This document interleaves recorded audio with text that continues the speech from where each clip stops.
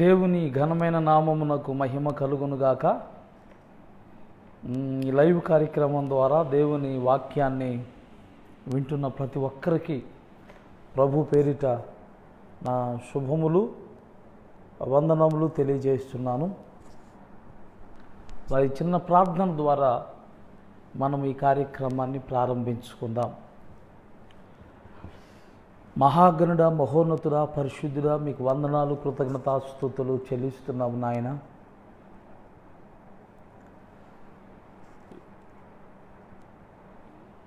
ఈ దినం మరొకసారి నీ సన్నిధిని మీరు మమ్మల్ని సమావేశపరిచిన విధానాన్ని బట్టి నేను స్తుతిస్తున్నాను.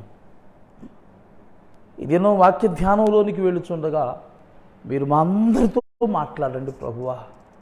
నీ కృప చొప్పున నాయన స్తోత్రాలు. విశేషంగా నీ వాక్యమును, నీ ఉపదేశమును మా మీద వానవలే కుమ్మరించమని ప్రార్థిస్తున్నాను. వాక్యం ధారాళంగా రాకుండా ఆటంకపరిచే చీకటి అంధకార దురాత్మ శక్తులు I bind it in the name of Jesus. నేను నామములో విన్న ప్రతి ఒక్కరికి మేలు కలుగునట్లు, వారికి రక్షణ కలుగునట్లు, వారు న్యాయమైన యథార్థమైన నీ త్రోవలలో వారి జీవితాన్ని మళ్లించుకొని వారు దీవించబడినట్లు, ఆత్మలో ఫలింపు కలుగునట్లుగా మీరే నీ వాక్యమును మా మధ్య ధ్వనింప చేయమని ప్రార్థిస్తున్నాను. నిలబడుతున్నా నీ దాసుడు ఉట్టివాడు నాయన, నీ హస్తాలకు అప్పగించుకుంటున్నాను. నీ అభిషేకమునిచ్చి నీ కృపనిచ్చి నడిపించండి. యేసుక్రీస్తు నామమున ప్రార్థించుచున్నాం తండ్రి, ఆమేన్. చాలా సంతోషం అండి. మరొకసారి మనం లైవ్ కార్యక్రమానికి మిమ్మల్ని అందరినీ కూడా స్వాగతిస్తున్నాను. దేవుని వాక్య ధ్యానాన్ని మనం జరిగించుకుందాం. మనం గడిచిన కొన్ని దినాలుగా కొన్ని ప్రశ్నలను ధ్యానం చేస్తూ ఉన్నాం. కొన్ని ప్రశ్నలు ధ్యానం చేస్తున్నాం. ప్రభు అయిన యేసుక్రీస్తు వారు తన శిష్యులను అడిగిన ప్రశ్నలు, కొన్ని ప్రశ్నలు, వాటి లోపల ఉన్నటువంటి అంతరార్థాన్ని మనం ధ్యానం చేస్తూ ఉన్నాం. ఈరోజు కూడా ధ్యానం చేద్దాం.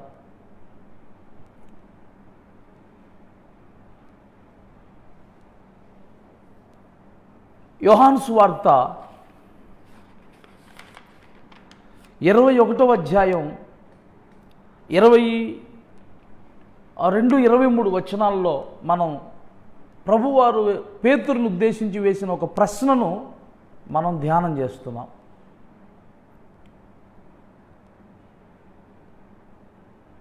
నేను వచ్చే వరకు ఇతడుండుట నాకు ఇష్టమైతే అది నీకేమి అని పేతురుని అడిగిన ప్రశ్నను మనం ధ్యానం చేస్తూ ఉన్నాం.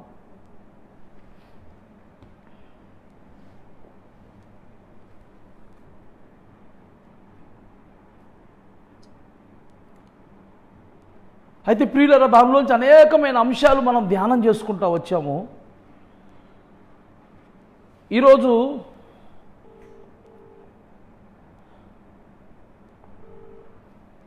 మరొక విషయాన్ని కూడా మనం ధ్యానం చేసుకుందాం. హలో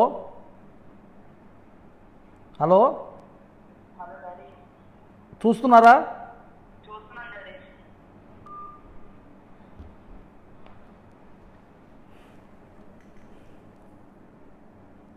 ఈ దినపు వాక్య ధ్యానంలో దేవునికి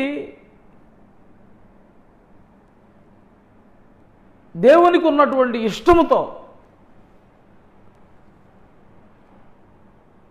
మనం కూడా ఏకీభవించాలని మనం ఇంతవరకు నేర్చుకుంటూ వచ్చాం. అంటే మన సొంత ఇష్టం మనలో నుండి తీసివేసుకోవాలని మనం ధ్యానం చేసుకుంటూ వచ్చాం. ఈ దినం మన జీవితంలో మనం ఒకవేళ మన సొంతాన్ని జీవిస్తే మనకేమి సంభవించిందో ఆ విషయాలను కూడా మనం నేర్చుకుందాం.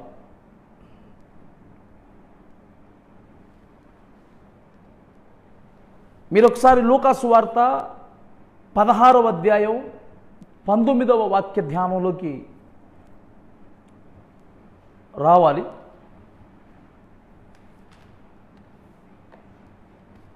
పదహారవ అధ్యాయం 19వ వాక్య ధ్యానం నేను చదువుతున్నాను, దయచేసి మీరందరూ కూడా గమనించండి.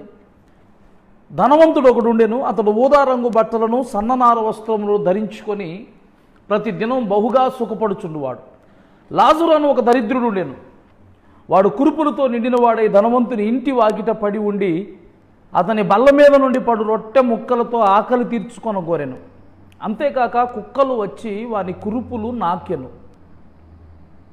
ఆ దరిద్రుడు చనిపోయి దేవదూతల చేత అబ్రహాము రొమ్మున ఆనుకొనుటకు కొనిపోబడెను. ధనవంతుడు కూడా చనిపోయి పాతిపెట్టబడెను. అప్పుడు అతడు పాతాళములో బాధపడుచు కన్నులెత్తి దూరము నుండి అబ్రహామును అతని రొమ్మున ఆనుకొని ఉన్న లాజరును చూచి,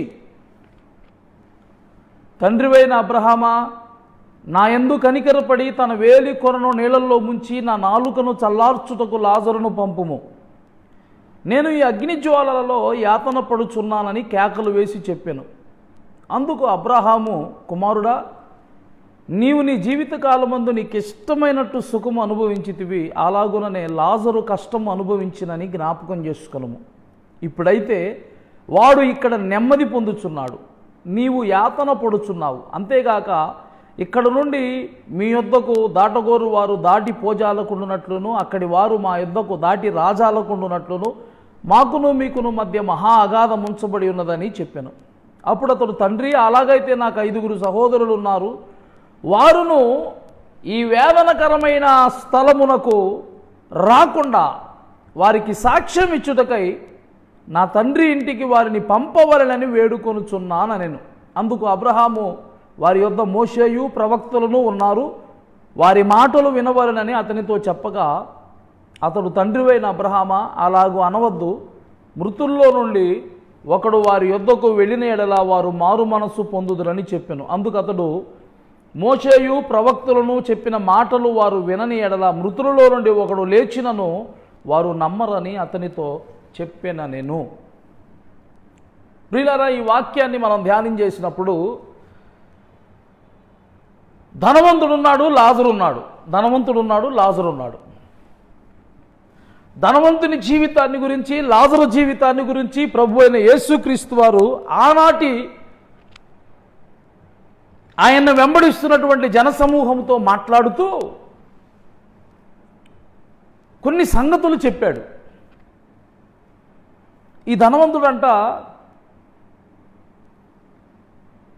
అతడు ఊదా రంగు బట్టలను నార వస్త్రములను ధరించుకొని ప్రతిదినము బహుగా సుఖపడుచుండు వాడు. లాజరు అని ఒక దరిద్రుడు ఉండెను. వాడు కురుపులతో నిండిన వాడై ధనవంతుని ఇంట వాకిట పడి ఉండి అతని బల్ల మీద నుండి పడు రొట్టె ముక్కలతో ఆకలి తీర్చుకొనగోరెను. ఒక ధనవంతుడికి, ఒక దరిద్రునికి వారి జీవితంలో ఎంత వ్యత్యాసం ఉంది.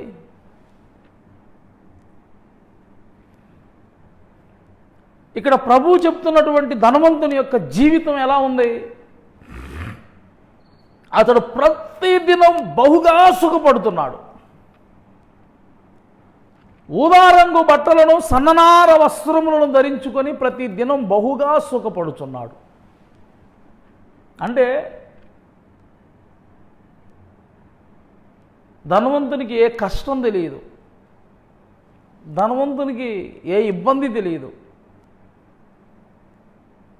ధనవంతుడికి ఆకలి బాధ తెలియదు, వస్త్రహీనత తెలియదు.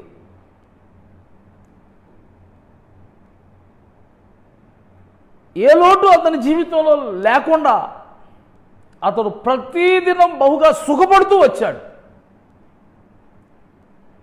కానీ లాజరు తన జీవితంలో చాలా కష్టాలు పడ్డాడు.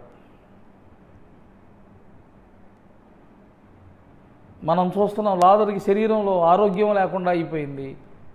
తర్వాత అతనికి సొంత ఇల్లు లేదు, ధనవంతుని ఇంటి వాకిట పడి ఉన్నాడు. అతనికి నాన్న వాళ్ళు లేరు, కుటుంబం లేదు, ఎవరు లేరు, దిక్కులేని వాడిగా దరిద్రుడిగా జీవించాడు. అయితే వీరి జీవిత అంతంలో జరిగిన ఒక సన్నివేశాన్ని ప్రభు అయిన యేసుక్రీస్తు వారు చెప్పారు. ఎలా చెప్పారు అది? వారిద్దరూ ఒక దినం చనిపోయారు. ధనవంతుడు బ్రహ్మాండంగా సమాధి కార్యక్రమం జరిగింది. ఊరంతా డామ్ డామ్ అని బాంబులు వేసుకుంటా, ఏమండి మరి డప్పులు వాయించుకుంటా, రంగులు చల్లుకుంటా, ఏమండి పువ్వులు ఇసురుకుంటా, పాలరాతితో సమాధి కట్టి మరీ చేశారు ఆడికి సమాధి. పాపం దరిద్రుడు చనిపోతే, లాజరు చనిపోతే ఆ సమాధి కూడా చేయడానికి ఎవరూ ముందుకు రాల.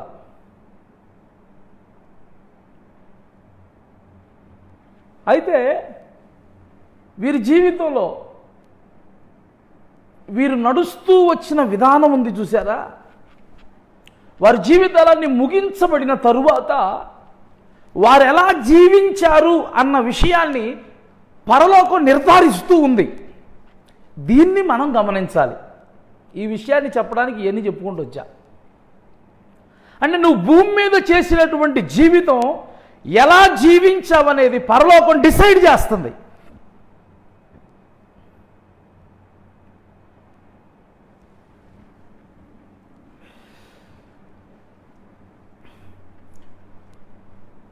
వాడు చనిపోయిన తర్వాత, ఇక్కడ సన్నివేశాన్ని మీరు చూడండి, వాడు చనిపోయిన తర్వాత ధనవంతుడు అగ్ని జ్వాలల చేత యాతన పెట్టబడుతున్నటువంటి వేదనకరమైన స్థలానికి కొనిపోబడ్డాడు. కానీ లాజరు నెమ్మది దొరికేటువంటి పరదైసులోకి చేర్చబడ్డాడు. ఈ వేదనకరమైన స్థలంలోనికి వెళ్ళి అగ్నిజ్వాలల చేత నానా వేదనలకు గురైపోయి, బాధలకు గురైపోయి, దాహం అంటూ అరుస్తున్నటువంటి ధనవంతుడికి కన్నులెత్తి చూచినప్పుడు లాజరు కనపడ్డాడు. పరదేశిలో లాజరు విశ్రాంతి తీసుకుంటా కనపడ్డాడు. వెంటనే ధనవంతుడు గట్టిగా కేకబెట్టి, తండ్రివైన అబ్రహామా, నా యందు కనికరపడి తన వేని కొనను నీళ్ళల్లో ముంచి నా దాహం చల్లార్చడానికి, నా నాలుకను చల్లార్చుటకు లాజరును పంపమన్నాడు. నేను ఈ అగ్నిజ్వాలల్లో యాతన పడుతున్నానన్నాడు. నేను ఈ అగ్నిజ్వాలల్లో యాతన పడుతున్నాను. ఇంతకీ ధనవంతుడు చనిపోయిన తర్వాత ఎక్కడికి వెళ్ళాడు? అగ్నిజ్వాలల చేత యాతన పెట్టబడుతున్నటువంటి ప్రదేశానికి వెళ్ళిపోయాడు. అగ్నిజ్వాలల చేత యాతన పెట్టబడుతున్నటువంటి ప్రదేశానికి వెళ్ళిపోయాడు, అంటే నరకానికి వెళ్ళిపోయాడు. అక్కడ బాధపడుతున్నాడు.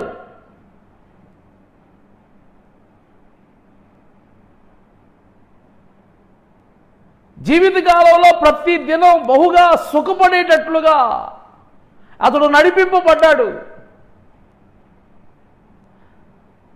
మరి ఇతను చనిపోయిన తర్వాత ఎక్కడికి వెళ్ళాడయ్యా అంటే అగ్నిజ్వాలల చేత యాతన పెట్టబడుతున్నటువంటి ప్రదేశంలోకి, నరకానికి వెళ్ళాడు.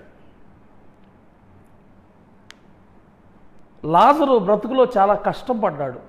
అతడు చనిపోయిన తర్వాత పరదేశికి వెళ్ళాడు, నెమ్మది పొందుతున్నాడు. అగ్నిజ్వాలలో యాతన పెట్టబడుతూ కేకలు వేసి, నా దాహం చల్లార్చడానికి నా మీద కనికరపడండి అని మొరపెడుతుంటే అతనికి చెప్పబడిన సమాధానాలు మనం గమనించినట్లయితే, అక్కడ అతనికి చెప్పబడిన సమాధానాన్ని చూడండి. సమాధానాల్లో, కుమారుడా, నీ జీవిత కాలమందు 25వ వాక్యంలో, నీవు నీ జీవిత కాలమందు నీకిష్టమైనట్టు సుఖం అనుభవించావు. అలాగుననే లాజరు కూడా కష్టము అనుభవించాడు. ఇప్పుడైతే వాడు ఇక్కడ నెమ్మది పొందుచున్నాడు, నీవు యాతన పడుచున్నావు.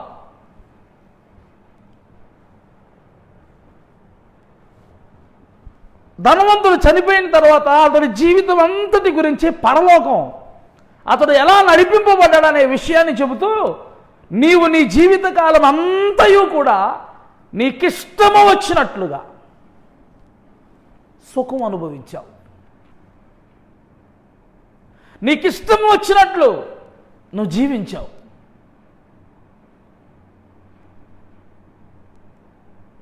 నువ్వు చనిపోయిన తర్వాత ఇప్పుడు యాతన పెట్టబడుతున్నావు. అలాగుననే లాజరు కష్టము అనుభవించినని జ్ఞాపకము చేసుకునము.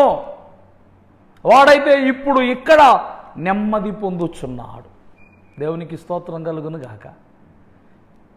ఇప్పుడు అలా ఈ వాక్య భాగాన్ని మనం ఆలోచన చేస్తే, తన జీవిత కాలం అంతా కూడా తనకిష్టము వచ్చినట్లుగా తనను తాను నడిపించుకున్నాడు ధనవంతుడు. అంటే ధనవంతునిలో ఉన్నటువంటి సొంత ఇష్టము అతన్ని నడిపించుకుంటా వచ్చింది జీవిత అంతం వరకు కూడా. జీవిత అంతం వరకు కూడా ఈ ధనవంతుడు తనకిష్టం వచ్చినట్టు జీవించాడు. అంటే అర్థం ఏంటంటే, అతని జీవితాంతం వరకు కూడా అతనిలో సొంత ఇష్టము పనిచేస్తూ సొంత ఇష్టం అతన్ని నడిపించుకుంటా వచ్చింది.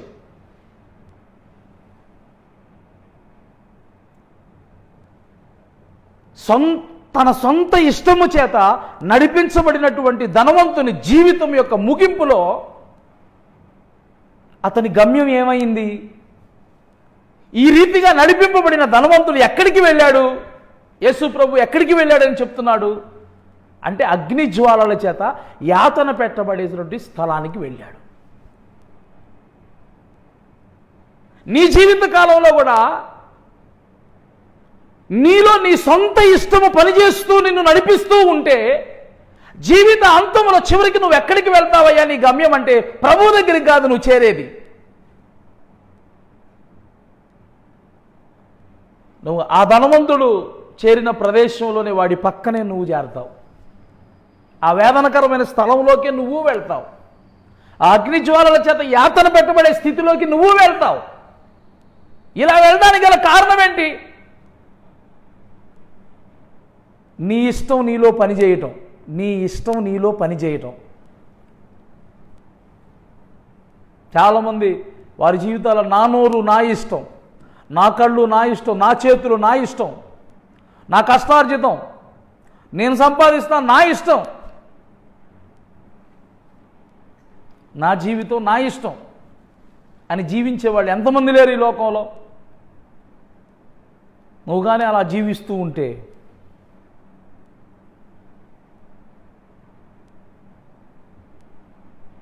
నీ జీవిత అంతములో నువ్వెక్కడ చేర్చబడతావో తెలుసుకో. పరలోకం కాదు నువ్వు చేరేది. నిన్న వాక్య ధ్యానంలో దేవుని ఇష్టముతో ఏకీభవించినటువంటి వారు, దేవుని ఇష్టముతో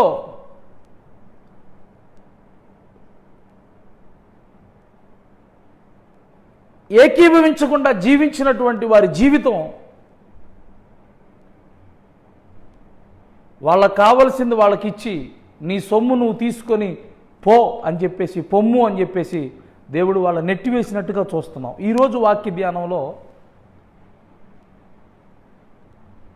నీ ఇష్ట ప్రకారం నువ్వు జీవిస్తే అలాంటి వారి జీవితం ఎక్కడికి వెళ్ళింది? వాళ్ళ ముగింపు ఏంటి?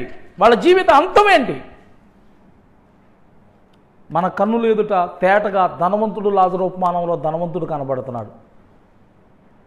అతడంట తన జీవితకాలం అంతా కూడా తనకిష్టము వచ్చినట్లు సుఖం అనుభవించాడంట. మీకు ఒక విషయం చెప్తాను ఇక్కడ. నీ సొంత ఇష్టం అనేది నిన్ను సుఖవంతమైన జీవితంలోకే తీసుకెళ్తుంది, కానీ కష్టపడటానికి ఎంత మాత్రము ఒప్పుకోదు. ఎవరైనా సరే తమ సొంత ఇష్టము చేత నడిపించబడే వాళ్ళు కష్టము ఎదురవ్వంగానే, కష్టస్థితులు రాగానే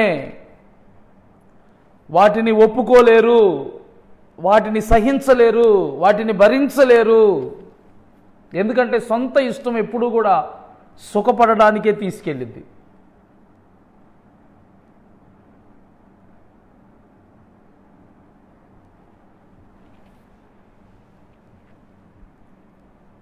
ధనవంతుని జీవితాన్నే చూద్దాం.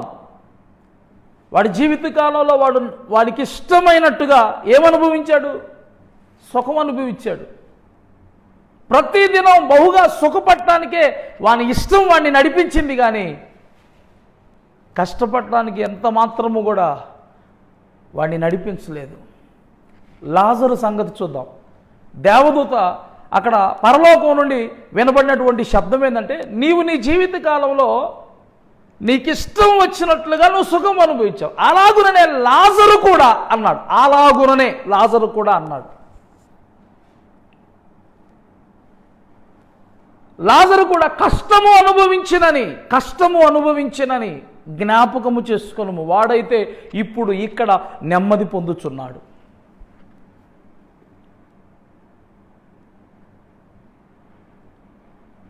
సొంత ఇష్టము సుఖపడడానికి మనల్ని ప్రేరేపించింది. దేవుని ఇష్టము కష్టాలను కూడా జయించడానికి, కష్టాలను కూడా ఎదురీదడానికి, కష్టాలలో కూడా దేవుని కొరకు నిలబడడానికి దేవుని ఇష్టం మనల్ని నడిపించింది.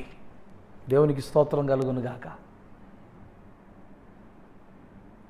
సొంత ఇష్టమేమో నీ సుఖం నువ్వు చూసుకునేటట్టు చేసింది. ఎవడేమైతే ఏమైంది. ప్రస్తుత కాలం వరకే నీ సొంత సుఖం నువ్వు చూసుకునేటట్టు చూసిద్ది. కష్టం అనుభవించడానికి ఒప్పుకోదు. పైపెచ్చు సొంత ఇష్టం అనేది ఈ జీవిత కాలం వరకు మాత్రమే నీవు చూడగలిగేటట్లుగా చేసిద్ది.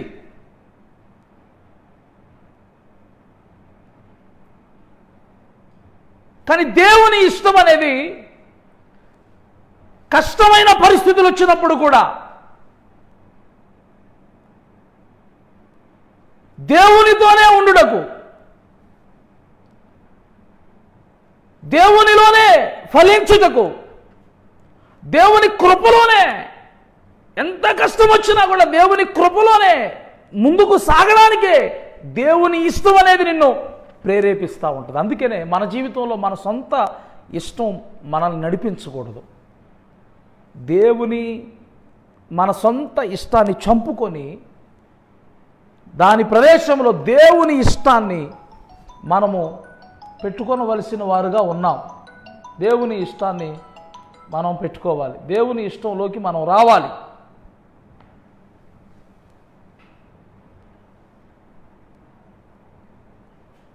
నీవు నీ జీవితకాలం అంతవరకు నీకు ఇష్టం వచ్చినట్టు సుఖం అనుభవించావన్నాడు. లాజరుకు అయితే చెప్తున్నాడు, అలాగునే అతడు కష్టము అనుభవించాను. ఎస్, దేవుని కొరకు కష్టపడాల్సి వస్తే కష్టపడాలి.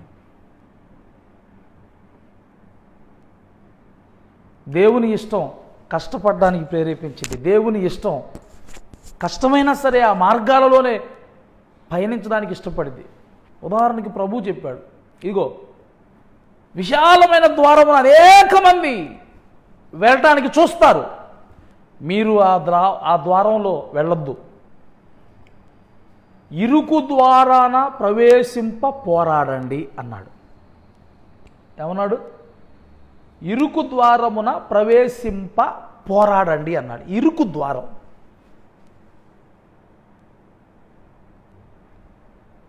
అంటే మన సొంత ఇష్టము మనల్ని సుఖాల వెంట పరిగెత్తేటట్టు చేసి చివరికి నరకంలో పడవేసింది. కానీ దేవుని ఇష్టము కష్టాలలో కూడా దేవునితోనే నడవడానికి మనల్ని ప్రేరేపించి చివరికి పరలోక రాజ్యం చేర్చి నెమ్మది కలిగిన స్థలంలో నిన్ను నిలబెట్టింది. ఇది నీలో దేవుని ఇష్టం పనిచేస్తే జరిగే కార్యం. ధనవంతుడికి ఇల్లు లేదు, వాకిలి లేదు, అనారోగ్యం, రకరకాలైన పరిస్థితులు, అన్ని కష్టాలలో కూడా అతడు దేవుణ్ణి హత్తుకొని ఉన్నాడు, అంటి పెట్టుకొని ఉన్నాడు. ధనవంతుడు సంపాదించినట్లుగా అన్నీ సంపాదించుకోలేకపోయాడు, కానీ దేవుణ్ణి మాత్రం సంపాదించుకొని దొరికిన దేవుణ్ణి గట్టిగా పట్టుకున్నాడు. ఆకలి దప్పుల్లో దేవుణ్ణి పట్టుకున్నాడు, వస్త్రహీనతలో దేవుణ్ణి పట్టుకున్నాడు, అనారోగ్యంలో దేవుణ్ణి పట్టుకున్నాడు, ఎవరు లేకుండా అందరూ వదిలిపెట్టి వెళ్ళి సమయంలో దేవుణ్ణి పట్టుకున్నాడు. ఆఖరికి మరణించే స్థితిలో కూడా దేవుణ్ణి ఇంకా గట్టిగా పట్టుకున్నాడు. ఎందుకంటే అతనిలో అతని ఇష్టం పనిచేయటంలా దేవుని ఇష్టం అతన్ని నడిపిస్తూ ఉంది. అందుకని అతడు ఎక్కడికి చేర్చబడ్డాడయ్యా అంటే పరలోక రాజ్యంలో నెమ్మది కలిగిన ప్రదేశానికి చేర్చబడ్డాడు. ప్రియ సహోదరుడా, నీలో దేవుని ఇష్టమే నెరవేరాలి. అలాగైతేనే నీవు దేవుని రాజ్యం చేరతావు. ఒకవేళ ఈ లోకంలో ఎన్ని సుఖభోగాలు అనుభవించేటట్లుగా నువ్వు జీవించినా సరే దేవుని ఇష్టం నీలో పని చేయకపోతే నీ గమ్యం ఏంటో తెలుసా? దేవుని ఇష్ట ప్రకారం నువ్వు నడవకపోతే నువ్వు ఎక్కడికి చేర్చబడతావో తెలుసా? అదుగో ఆ ధనవంతుడు యాతన పెట్టబడినటువంటి స్థలంలోనే అక్కడే నువ్వు కూడా ఉంటావు. ఈ విషయాన్ని గుర్తించి గమనించి నువ్వు నీ సొంత ఇష్టాన్ని నువ్వు చంపుకొని జీవించాలి. నా కళ్ళు నా ఇష్టం అనమాక, నా నోరు నా ఇష్టం, నా నోటికొచ్చినట్టు మాట్లాడతాను అనమాక, నా చేతిలో నా ఇష్టం, నాకు ఇష్టం వచ్చిన పని నేను చేస్తాను అనమాక, నా కాళ్ళు నా ఇష్టం, అడ్డం లేకుండా నాకు ఇష్టం వచ్చినట్టు పరిగెత్తుతాను అనమాక.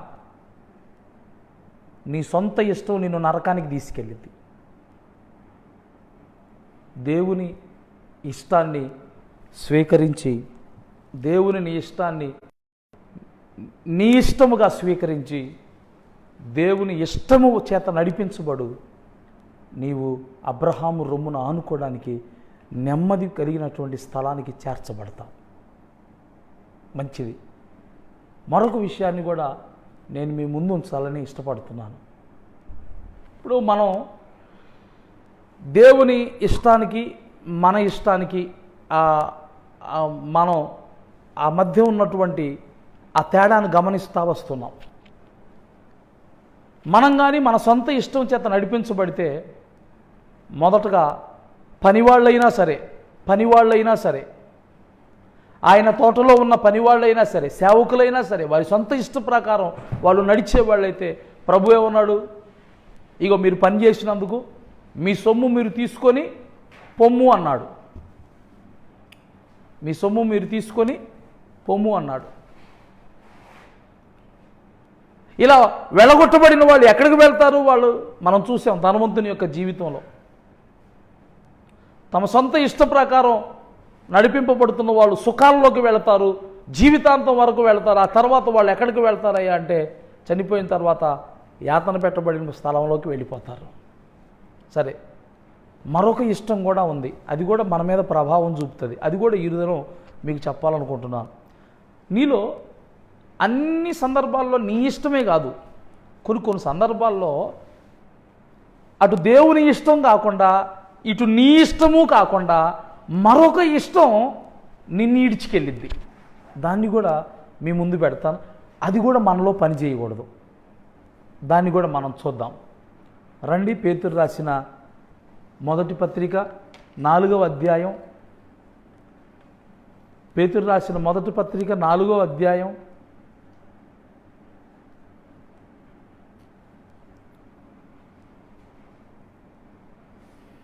3వ వాక్యం నుంచి చదువుదాం. 3వ వాక్యం నుంచి, మనము పోకిరి చేష్టలు, దురాశలు, మద్యపానము, అల్లరితో కూడిన ఆటపాటలు, త్రాగుబోతుల విందులు, చేయదగని విగ్రహ పూజలు మొదలైన వాటి యందు నడుచుకొనుచు అన్యజనుల ఇష్టము. ఏంది ఇవన్నీ? అన్యజనుల ఇష్టము. అన్యజనుల ఇష్టము నెరవేర్చుచుండుటకు గతించిన కాలమే చాలు. అపరిమితమైన ఆ దుర్వ్యాపారమునందు తమతో కూడా మీరు పరిగెత్తకపోయినందుకు వారు ఆశ్చర్యపడుచు మిమ్మును దూషించుచున్నారు.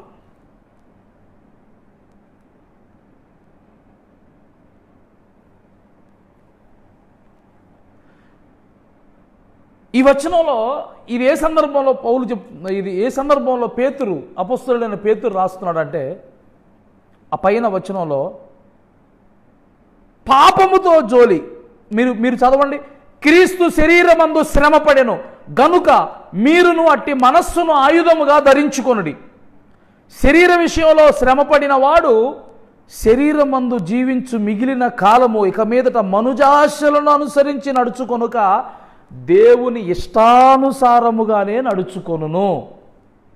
దేవుని ఇష్టానుసారముగానే నడుచుకొనున్నట్లు పాపముతో జోలి ఇక ఏమీ లేకుండా ఉండును.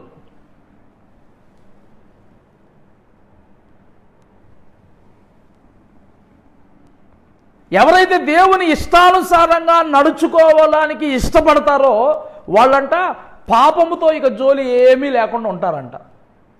అంటే ఏంటి? పాపముతో జోలి లేకుండా ఉంటారని చెబుతూ కింద కొన్ని విషయాలు చెప్తున్నాడు. అవి ఏం విషయాలు చెప్తున్నాడంటే, అన్యజనుల ఇష్టము నెరవేర్చుచున్నట్టుగా ఇక గతించిన కాలమే చాలును అన్నాడు. అంటే అక్కడ సంబంధమైన కొన్ని పాప సంబంధమైన క్రియలు ఉన్నాయి. అవంట అన్యజనులకు ఇష్టమైనవంట. అన్యజనుల ఇష్టమంట. అన్యజనులకు ఇష్టమైనవి, అన్యజనుల ఇష్టం ఏంటవి? మనము పోకిరీ చేష్టలు, దురాశలు, మద్యపానము, అల్లరితో కూడిన ఆటపాటలు, తాగుబోతుల విందులు, చేయదగని విగ్రహ పూజలు మొదలైన వాటి యందు ఇంకా చాలా ఉన్నాయి మొదలుగున్నవి, అండ్ ఎక్సెట్రా ఎక్సెట్రా. ఇవన్నీ ఏంటి? అన్యజనులు ఇష్టపడి చేసేటువంటి క్రియలు, అన్యజనుల ఇష్టము, అన్యజనుల ఇష్టం. ఏమంటే మీకు సంగతి చెప్పనా? కొన్ని చర్చీలలో పెళ్ళైతే ఆ సంఘ పెద్దలందరికీ కూడా మందు తాగిపించాలి. మీకు తెలుసా? మందు పార్టీలు ఉంటాయి. ఏంటంటే పెళ్ళి, అవును, మీకు వినటానికి ఈ విషయం కొత్తగా ఉండొచ్చు, కానీ ఇలాంటి విషయాలు ఎన్నో చూసాం దేవుని సేవలో.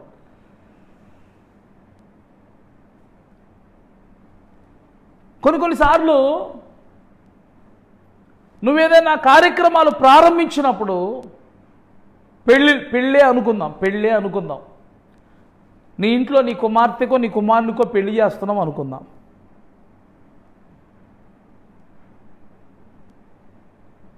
ఈ పెళ్లి కార్యక్రమంలో జరిపేటువంటి తంతులలో ఎంతవరకు దేవుని వాక్యానికి అనుకూలమైనవి, దేవునికి చిత్తానుసారంగా ఇష్టానుసారంగా జరుగుతున్నాయి? కొన్ని నీకిష్టం లేకపోయినా కానీ నీ బంధువులు బలవంతం చేయడాన్ని బట్టో, లేకపోతే పెళ్ళికి వచ్చేవాళ్ళు బలవంతం చేయడాన్ని బట్టో కొన్ని ఆచారాలు నువ్వు పాటిస్తూ ఉంటావు. అది నీ ఇష్టం లేదు, కానీ ఎందుకు పెట్టావయ్యా అంటే అన్యజనుల ఇష్టమును నెరవేర్చుట కొరకు పెట్టావు. నాన్న బ్యాటరీ అయిపోతుందిరా, ఒక్క నిమిషం అన్న. అదిగో అత్తి నాన్న, అది కాదు ఆ పైది తీసే పై తీసే అలా ఐటీ చెప్తాను. నేను చూడలేదు.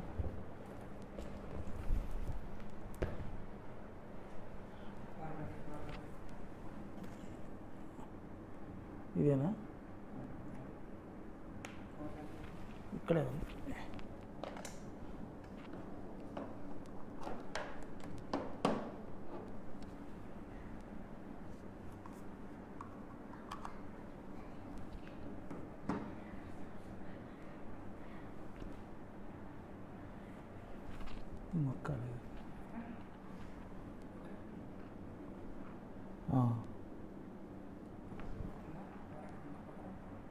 ఓకే పని చేస్తుంది.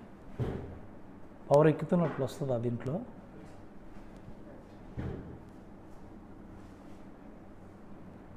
పెట్టండి, నోటీస్ అయితే ఏం రాలేదు.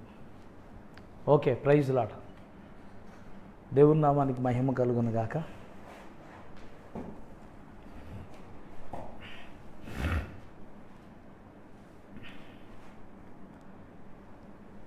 ప్రియులారా, మన జీవిత కాలంలో మన మీద మన జీవిత కాలంలో మనం మన సొంత ఇష్టం చేత నడిపించబడకూడదు. అలాగని అన్యజనుల ఇష్టం చేత వలన కూడా మనం నడిపింపబడకూడదు. కేవలం దేవుని ఇష్ట ప్రకారమే మనం నడిపించబడాలి. ఆయా సందర్భాలు వచ్చినప్పుడు నీ జీవితంలో తెలుసు, నీకు అది దేవుని చిత్తం కాదని తెలుసు, అది దేవుని వాక్యానుసారమైనది కాదని తెలుసు, కానీ వాళ్ళు ఏమనుకుంటారో వీళ్ళేమనుకుంటారో అని వాళ్ళ ఇష్ట ప్రకారం వాళ్ళు మీరు ఇలా చేయండి బాగుంటుంది, అలా చేయండి బాగుంటుంది అంటే నువ్వు వాళ్ళ ఇష్టాన్ని నెరవేర్చడానికి కొన్ని కార్యాలు నువ్వు జరిగించవచ్చు. కానీ దేవుని వాక్యం చెబుతుంది, అపరిమితమైన ఆ దుర్వ్యాపారమునందు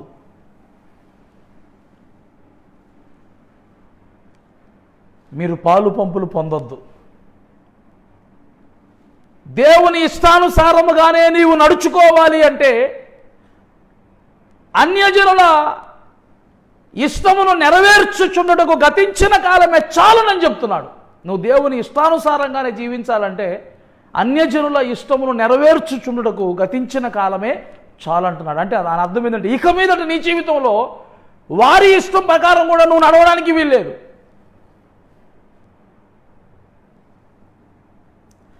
అలా నువ్వు ఉన్నట్టయితేనే పాపంతో జోలినేమీ లేకుండా ఉంటావు. అది ప్రభు చెప్తున్న మాట. నీ సొంత ఇష్టము నీలో పని చేయకూడదు, నీ సొంత ఇష్టం నిన్ను నడిపించకూడదు. అలాగే అన్యజనుల ఇష్టం ప్రకారం కూడా నీవు జీవించకూడదు. అప్పుడే పాపముతో జోలి ఏమీ లేక దేవుని ఇష్టానుసారముగా నడుచుకునేటట్లుగా నువ్వు ఉంటావు.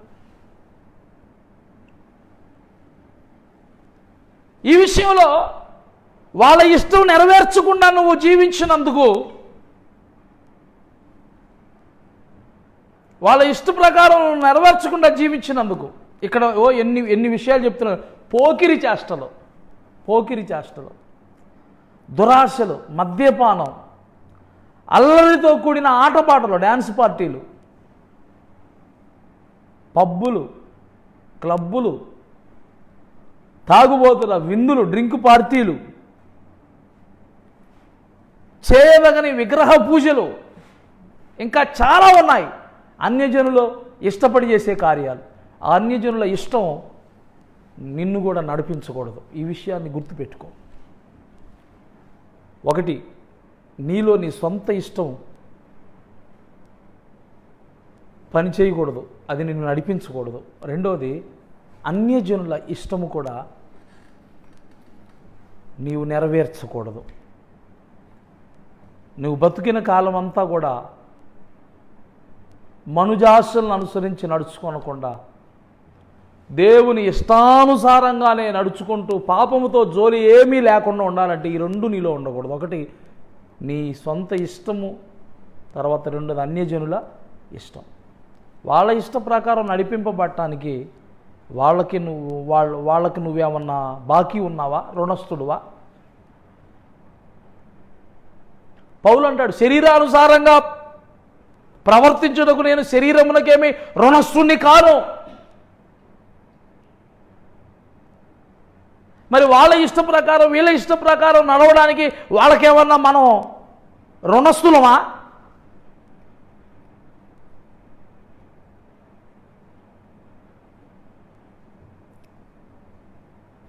ఎందుకు వాళ్ళ ఇష్ట ప్రకారం నడవాలి? వాళ్ళు ఏమైనా నిన్ను కాపాడగలరా? వాళ్ళు ఏమైనా నిన్ను రక్షించగలరా? మనల్ని రక్షించింది, మనల్ని కాపాడింది, మనల్ని మన పాపముల నుంచి విడిపించింది మన ప్రభువు. అందుకే ఆయన మీరు విలువ పెట్టి కొనబడిన వారు, మీరు మీ సొత్తు కారు, మీరు నా సొత్తు. మనం ఆయన సొత్తు కనుకనే, మన యజమానుడు ఆయన కనుకనే యజమానికి ఏది ఇష్టమో దాని ప్రకారం మనం నడుచుకుంటూ వెళ్ళాలి. ఆ ఇష్టాన్ని మన ఇష్టంగా స్వీకరించి వెళ్ళాలి. అలా చేరితేనే మనం లాజరు చేరినట్టుగా నెమ్మది పొందే స్థలంలోకి మనం చేర్చబడగలం.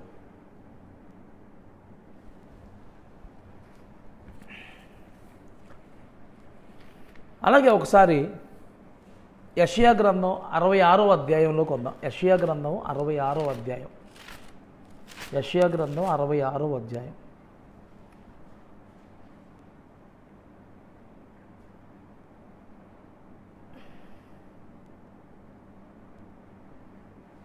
అరవై ఆరు 3వ వాక్యం.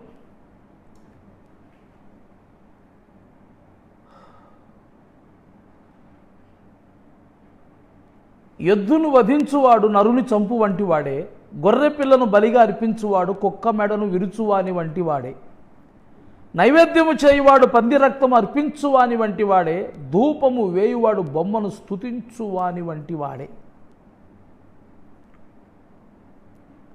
వారు తమకిష్టమైనట్లుగా తోవలను ఏర్పరచుకుని వారి అసహ్యమైన పనులు తమకే ఇష్టముగా ఉన్నవి. నేను పిలిచినప్పుడు ఉత్తరమిచ్చువాడు ఒకడునూ లేకపోయాను, నేను మాట్లాడినప్పుడు వినువాడు ఒకడునూ లేకపోయాను. నా దృష్టికి చెడ్డమైన దాన్ని చేసిరి, నాకిష్టము కాని దానిని కోరుకొనిరి. కావున నేను వారిని మోసములో ముంచుదును, వారు భయపడు వాటిని వారి మీదికి రప్పించెదను.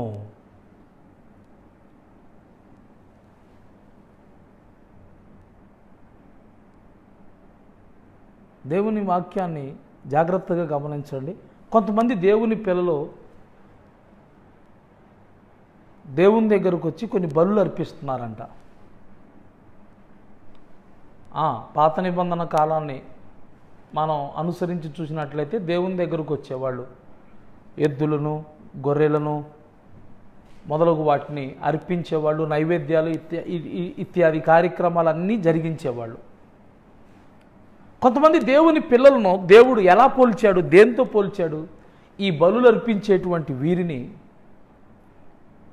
దేవుడు చూడండి, ఎద్దును వధించువాడు నరుని చంపువాని వంటి వాడే, గొర్రెపిల్లను బలిగా అర్పించుచున్నవాడు కుక్క మెడను విరుచువాని వంటి వాడే, నైవేద్యం చేయువాడు పంది రక్తం అర్పించువాని వంటి వాడే, ధూపం వేయువాడు బొమ్మను స్తుతించు వాని వంటి వాడే. ఎందుకు వీళ్ళని వాళ్ళతో పోలుస్తున్నాడు అంటే, వీళ్ళు దేవుని దగ్గరికి వస్తారు, ప్రార్థన చేస్తారు, స్తుతిస్తారు, ధూపం వేస్తారు, నైవేద్యం వేస్తారు, చక్కగా ప్రార్థనలు చేస్తారు. కానీ వారి జీవితంలో దేవునికి ఏం కనబడుతుంది? వారు తమకిష్టమైనట్టుగా త్రోవలు ఏర్పరచుకున్నారు. వారి అసహ్యమైన పనులు తమకే ఇష్టముగా ఉన్నాయి. నేను పిలిచిన జవాబు చెప్పట్లా, ఉత్తరం ఈటల్లా. నేను మాట్లాడుతున్నా కానీ వీలో ఇలాంటి పనులు మనం చేయకూడదురా, ఇలా మనం ఉండకూడదురా నేను చెబుతున్నప్పటికీ కూడా, నేను మాట్లాడినప్పుడు కూడా వింటలేదు, వినువాడు ఒకడున్న లేడు. కానీ ఏం చేస్తున్నారు? ఆదివారం వచ్చేసరికి ఆరాధనకు వస్తాం, స్తుతిస్తాం, పాటలు పాడతాం, చక్కగా ఎగిరెగిరి నాట్యం ఆడతాం, వెళ్ళిపోతాం, అంతవరకే. కానీ దేవుడు ఏం చెబుతున్నాడా? మనం ఏం విందాము? ఇది ఒక్కరికి లేదంట. ఎందుకు లేదు? ఈ మనసు ఎందుకు లేదు? అక్కడ చెబుతున్నాడు, వారు తమకిష్టమైనట్టుగా త్రోవలు ఏర్పరచు. ఆల్రెడీ వాళ్ళు ఒక త్రోవ ఏర్పరుచుకున్నారు వాళ్ళు నడుచుకోవడానికి. ఇక దేవుని మార్గంలోకి వాళ్ళు ఏమి వెళ్ళగలుగుతారు?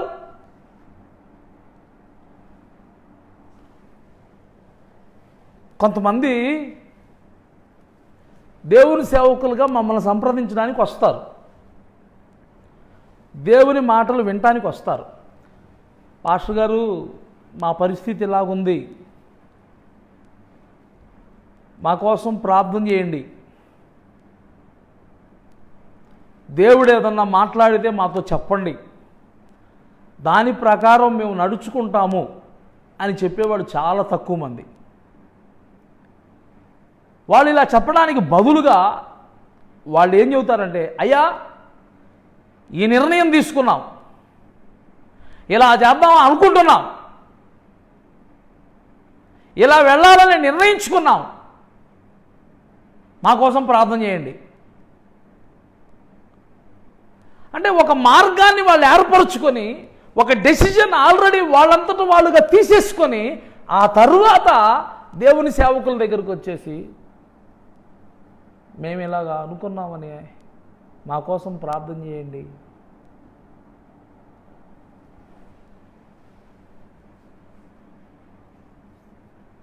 ఇది ఎంతవరకు సబబు అంటారు? ఇది ఎంతవరకు న్యాయమైందంటారు?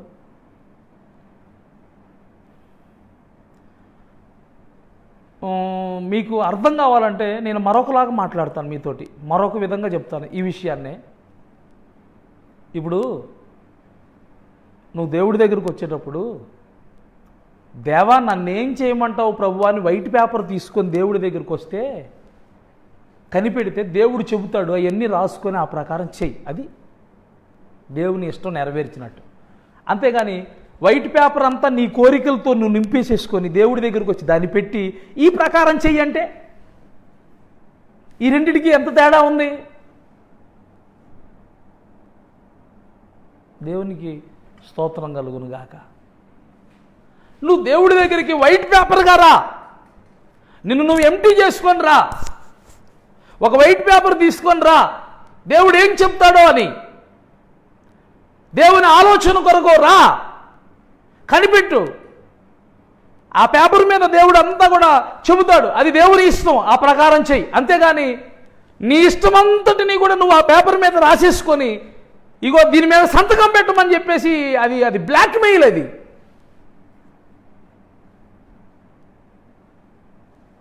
బ్లాక్మెయిల్ చేసేవాళ్ళు అదేగా చేసేది.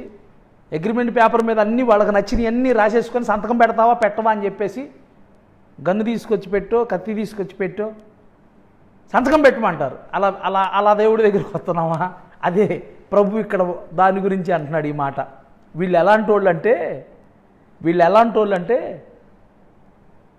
వీళ్ళు ఎద్దును వధించినట్లుగా కనబడుతున్నారు, కానీ నిజానికి వాళ్ళ లోపల ఉన్నది ఏందయ్యా అంటే నరుని చంపే స్వభావం.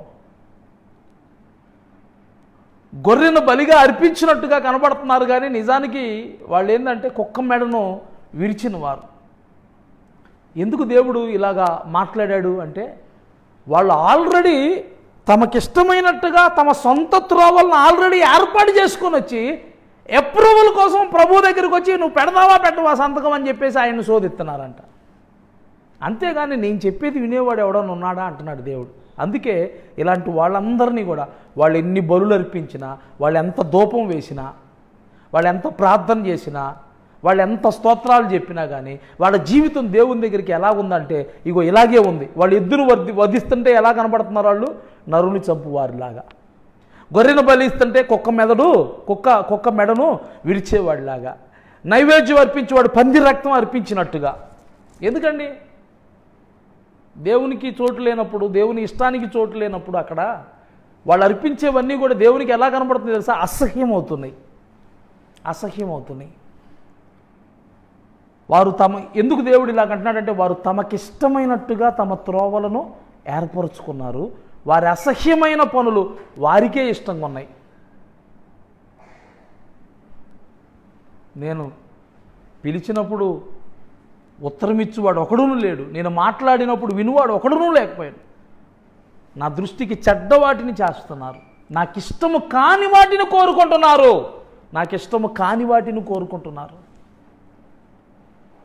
కావున నేను వారిని మోసంలో ముంచుదును,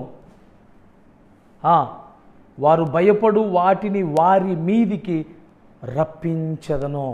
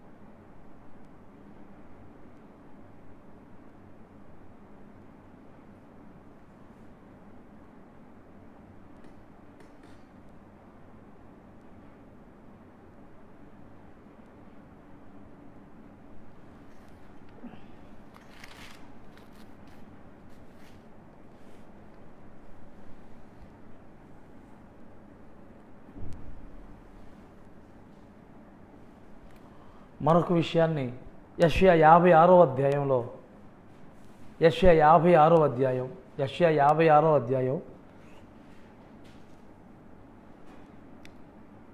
11వ వాక్యం 10-11 వాక్యాలు 10-11 వారి కాపరులు గుడ్డివారు, వారందరూ తెలివిలేనివారు, వారందరూ మూగ కుక్కలు మొరగలేరు, కలవరించుచు పండుకొని వారు నిద్రాసక్తులు. కుక్కలు తిండికి ఆతురపడును, ఎంత తినినను వాటికి తృప్తి లేదు. ఈ కాపరులు అట్టివారే, వారు దేనిని వివేచింపజాలరు. వారందరూ తమకిష్టమైన మార్గమున పోవుదురు, ఒకడు తప్పకుండా అందరూ స్వప్రయోజనమే విచారించుకొందరు. వారిట్లందరూ, నేను ద్రాక్షారసము తెప్పించేదను, మనం మద్యము నిండారులగునట్లు త్రాగుదము రండి, నేడు జరిగినట్లు రేపు మరి లక్షణముగా జరుగును. ఇక్కడ కొంతమంది కాపరులను గురించి దేవుని యొక్క వాక్యం ఏం చెప్తుందంటే,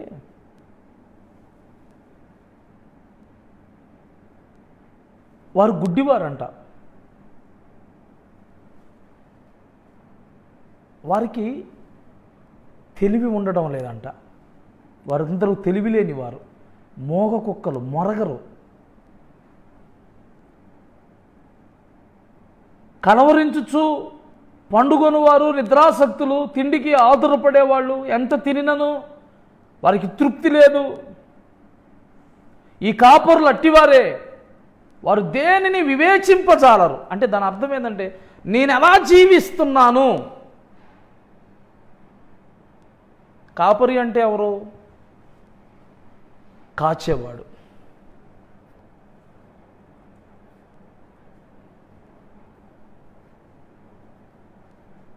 నువ్వు నీ ఇంటి యజమానివి అయితే నీ ఇంటికి నువ్వు కాపరివి. నువ్వు సంఘాన్ని నడిపించేవాడివి అయితే నీ సంఘానికి నువ్వు కాపరివి. నీలో నువ్వు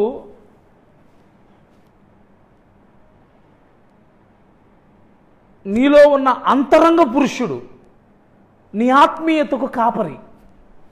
నీ అంతరంగ పురుషుడు నీ ఆత్మీయతకు కాపరి.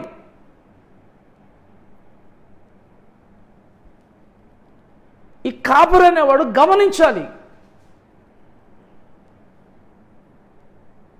గొర్రెలు ఎటు వెళ్తున్నాయి, ఎలా ఉన్నాయి, పరిస్థితులు ఏంటి, చుట్టుపక్కల ఇవన్నీ కూడా వివేచించాలంట. కానీ ఇక్కడ చెప్తున్నాడు, వారందరూ తమకిష్టమైన మార్గమున పోవుదురు, ఒకడు తప్పకుండా అందరూ స్వప్రయోజనమే విచారించుకొందరు. నీలో నీ సొంత ఇష్టం పనిచేస్తూ ఉంటే నువ్వేం చేస్తావో తెలుసా? స్వప్రయోజనాన్ని మాత్రమే విచారించుకుంటావు. స్వప్రయోజనాన్ని విచారించుకుంటావు.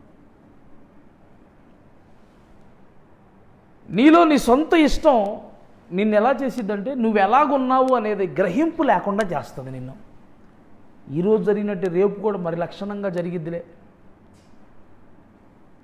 ఇక ఎల్లకాలం ఇలా జరిగిద్దిలే అనేటట్లుగా ఒక భ్రమలోకి తీసుకుని వెళ్ళిద్ది. అందుకే ఇక్కడ వాళ్ళ గురించి చెబుతున్నాడు, వారు తమకిష్టమైన మార్గమున పోవుదురు, ఒకడును తప్పకుండా అందరూ స్వప్రయోజనాన్ని విచారించుకుంటారు. ఎందుకు ఈ మాటను నేను మీ ముందు పెడుతున్నానంటే, నీ ఇష్ట ప్రకారం నువ్వు నడిచే జీవితం ఉంది చూసావా, దీన్ని ప్రభు ఏమంటున్నాడంటే గుడ్డితనం అంటున్నాడు. వారందరూ గుడ్డివారు. ఈ గుడ్డితనంలో నుంచి నువ్వు బయటికి రావాలి. నీ సొంత ఇష్టమును నువ్వు విసర్జించి, అన్యజనుల ఇష్టమును నువ్వు తృణీకరించి, కేవలం దేవుని ఇష్టాన్ని మాత్రమే నువ్వు స్వీకరించి ఈ జీవిత యాత్రలో ముందుకు సాగినప్పుడు దేవుని రాజ్యంలో కనబడతాం. ప్రభు అట్టి కృప మనందరికీ అనుగ్రహించునుగాక. ఆమేన్, ఆమేన్. మరి ఈ సమయంలో మన మధ్యలో ఐజక్ బాబు ఉన్నాడు. ఐజక్ బాబు అనౌన్స్మెంట్ చేయడానికి ఇష్టపడుతున్నాడు. కొన్ని విషయాలు అనౌన్స్మెంట్ చేస్తాడంట. మనం శ్రద్ధగా విందాం.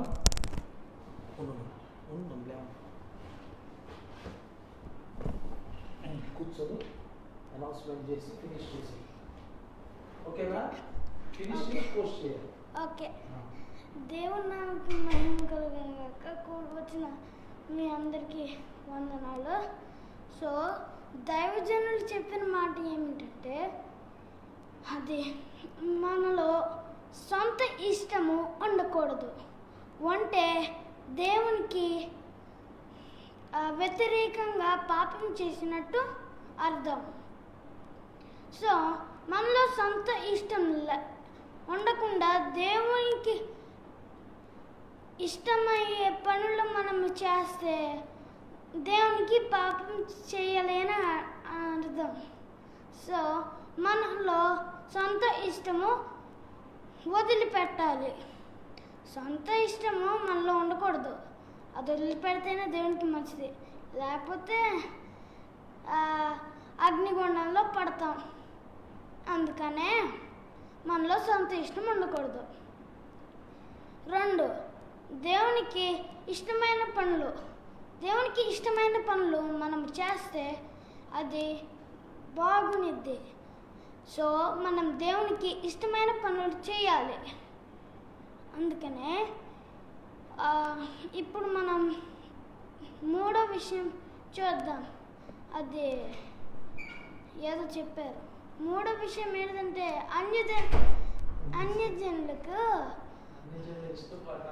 అన్యజనుల ఇష్ట ప్రకారం నడవకూడదు. అది గతించపోయిన కాలమే చాలు.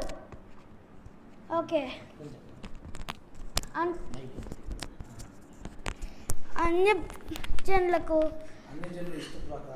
అన్యజనుల ఇష్ట ప్రకారము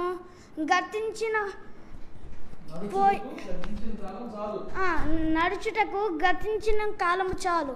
గతించిన కాలము చాలు అని అర్థం ఏమిటంటే, అది నిన్న మొన్న ఆ దినాలన్నీ గతించిన పోయే దినాలే వాటికి చాలు. ఓకే. ఇంకా ముందు అలా చేయకూడదు మనం. ఓకే, చిన్న ప్రార్థన చేసుకుందాం. స్తోత్రం స్తోత్రం స్తోత్రం. హల్లెలూయా హల్లెలూయా. ప్రభువా, మీరు దైవజనులతో మాట్లాడి మీకు వందనాలు ప్రభువా. మరి ముందుగా ఒకటి, మా సొంత ఇష్టం మాలో ఉండడానికి వీల్లేదు అని మీరు మాట్లాడారయ్యా. సొంత ఇష్టం ఎంతో ప్రజలు బాధపడుతున్నారు ప్రభువా. మరి అది జ్ఞాపకం చేసుకొని, మరి 2వదిగా మీకు ఇష్ట ప్రకారం మేము నడుచుటకు మీకు మంచిది అని మీరు సెలవిచ్చారు ప్రభువా. మరి మేము మా సొంత ఇష్ట ప్రకారంగా ఉండకుండా మీ ఇష్ట ప్రకారంగా ఉండడానికి సహాయం చేయండి. మరి 3వదిగా అన్యజనులకు ఇష్ట ప్రకారం గడిచిన దినములే చాలు అని అన్నారు ప్రభువా. మరి అన్యజనుల ఇష్ట ప్రకారం మేము నడవకూడదయ్యా. మరి దేవుని ఇష్టానుసారంగా మేము ఉండడానికి సహాయం చేయండి ప్రభువా. యేసు నామములో ప్రార్థిస్తున్నాం తండ్రి, ఆమేన్. ఇంకా మరి దైవజనుల ఛానల్ని సబ్స్క్రైబ్ చేయండి. గ్లోరియస్ గాస్పెల్ VZM అనే ఛానల్ను, యూట్యూబ్ ఛానల్ను సబ్స్క్రైబ్ చేసుకోండి. మరి అందరికీ అవి షేర్ చేయండి. కావాలంటే మీరు అందరికీ తెలియపరచండి కూడా. అలాగే ఫేస్బుక్లో వచ్చిన లైవ్ అన్నీ యూట్యూబ్లో డౌన్లోడ్ అవుతాయి. మీరు ఈ లైవ్ చూడాలంటే ఎలిషా ముప్ప అని కొడితే ఈ లైవ్స్ అన్నీ వస్తాయి. ఇంకా ఫేస్బుక్లో పెట్టిన లైవ్స్ యూట్యూబ్లో కూడా డౌన్లోడ్ అయ్యాయి. ఈ లైవ్ కూడా యూట్యూబ్లో డౌన్లోడ్ అయ్యింది, కానీ దానికి కొంచెంసేపు సమయం కావాలి. ఇంకా చాలు, సెలవు తీసుకున్నాం. బాయ్.